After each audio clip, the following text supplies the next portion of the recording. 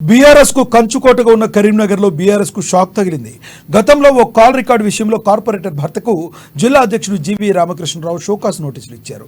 అయితే GV రామకృష్ణరావును corporator దంపతులు నిలదీశారు. పలు కేసుల్లో అరెస్టైన బీఆర్ఎస్ కార్పొరేటర్లపై చర్యలు తీసుకోకుండా తమపైన చర్యలు ఎలా తీసుకుంటారని ప్రశ్నించారు. వెంటనే కేసుల పాలైన వారిపై చర్యలు తీసుకోవాలంటూ వినతి పత్రాన్ని అందజేశారు.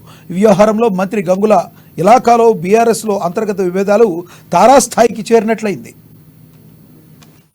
నా వాయిస్ రికార్డింగ్ తో నాపై ఒక వర్గానికి చెందిన వ్యక్తులు కాంప్లీట్ చేయడం జరిగింది. అప్పుడు జిల్లా అధ్యక్షుడైన జీవి రామకృష్ణ గారు నాకు షోకాస్ నోటీస్ ఇవ్వడం జరిగినది.